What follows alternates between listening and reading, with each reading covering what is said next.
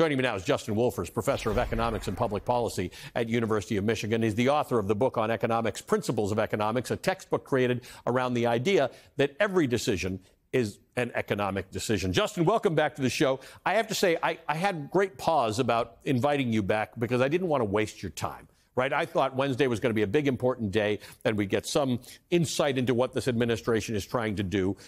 I'm not sure we're any clearer on anything than we were 3 days ago or 3 months ago.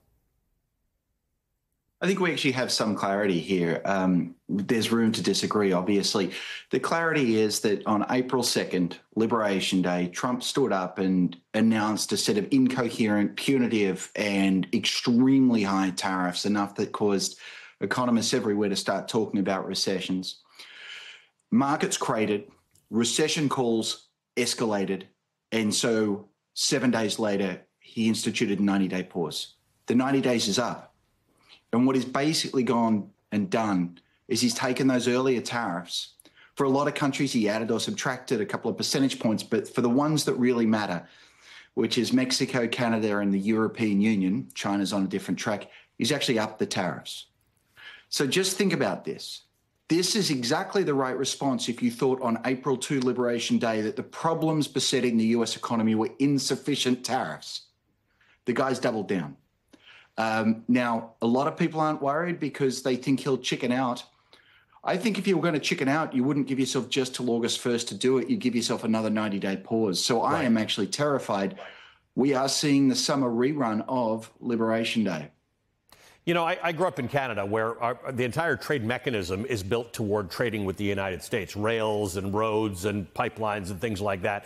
Because of not just the tariffs, but Trump's general talk toward Canada. Canada's actively seeking to diversify its own trade relations. It's currently trying to finalize a free trade deal with a bloc of South Asian countries. Canada's Foreign Minister, Anita Anand, met with representatives of that bloc this week. This is going to have permanent effects. This is America's biggest trading partner. Other countries are doing similar things. They're trying to figure out how to be less reliant on a trading partner that is unreliable and unpredictable. So there's one sense in which it'll have temporary effects and another sense which you're right to say permanent. Look, the temporary thing is Trump hasn't had the courage and doesn't have the numbers to run any of this through Congress. The way that you run trade agreements historically is you get the US Congress to pass a law recognizing the new trade agreement. The reason you do that is because the Constitution gives that power to the Congress. The other reason you do that is because it's hard to undo a law because Congress never passes anything. And so as a result, when you put a trade agreement through Congress, you can expect for it to stick around. Trump is doing everything through executive order, which means if we have a Democratic president, all of this could be gone the very next day.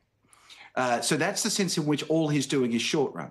The sense in which it'll have long run implications, and it's absolutely true, is when people discover you're unreliable, they look for a better friend.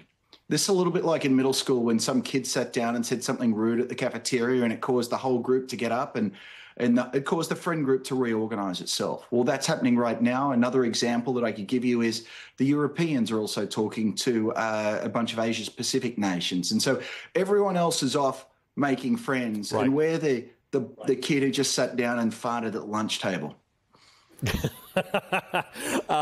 You know, these trade deals are complicated. They take time. They should have experts, either diplomatic experts or trade experts, maybe an economist like you at the table. They sit and work these things out. That's not how this last few weeks has gone. There was some sloppy work put into these so-called tariff letters that Donald Trump is sending.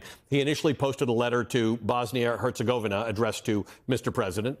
The president there is a woman. He posted a letter to Myanmar addressed to a military leader who deposed the elected leader, Aung San Suu Kyi, years ago. In fact, you tweeted about that. You posted on Blue Sky. You said that sinking feeling when you accidentally sent a tariff letter addressed to the leader of a ruling military junta that the United States refuses to recognize or otherwise engage with. I mean, this doesn't seem like high science or good negotiation. Oh, Ali, you're being far too unkind here. You have to realize that this time he has not written a single letter to a single penguin or seal. The herd in McDonald Islands they've now recognized is not, in fact, a military or trade threat to the United States, and so there are no retaliatory tariffs. But I want to take a more serious point. Some of the most important parts of these tariffs are actually not clear in the letter at all. So, for instance, for Mexico and Canada, do these tariffs apply to goods that are already covered by their existing free trade agreements? There was a period where they weren't. There's a period in which they were. The tariff letters make it sound one way. The White House is briefing people, the media, that they go the other way. Do these tariffs stack on top of the other, which is to say, if you're in Canada with a 35% tariff and there's another 50% tariff on steel and aluminium, does that mean there's an 85% tariff on Canadian steel and aluminium, or is it the 50% steel and aluminium tariff, or is it the 35% Canadian tariff? This makes a huge difference, and there's literally no clarity in any of these tariff letters at all. I'm glad I got you to say aluminium again. I will say there's another metal that's of interest, copper. Donald Trump imposed a 50% tariff on copper. This is tricky because on one hand, we'd like to make more copper in the United States. On the other hand, we don't. And even if we take raw copper, we don't have refining facilities for it. He said it was a national security issue, except we make 50% of our copper. The other 50% comes from, I think, Canada, Chile, and Peru or something, all allies. Nobody actually thinks this is a major national security issue. But if you want to increase the amount of copper you make or refine in this country, again, it's a weird way to suddenly do it. Put a 50% tariff on because copper just got more expensive in this country. Well, let me point something else out about copper. It's either in the ground or it's not. And putting a tariff doesn't change how much copper is in the ground. We can't import the mines from other countries. It's not just that. We have a lot of these tariffs where they're not going to do anything to help us. For instance, we now have a 50% tariff on Brazil because we, of course, don't want to do business with a country that puts in jail its insurrectionists. And so that means that many of us drink Brazilian coffee. Your next coffee now comes with an insurrection infusion fee as we try to support those who put the coup in Cupertino. And so we can't bring the coffee industry back to the United States. We do have a small coffee industry in Hawaii, but nowhere near enough.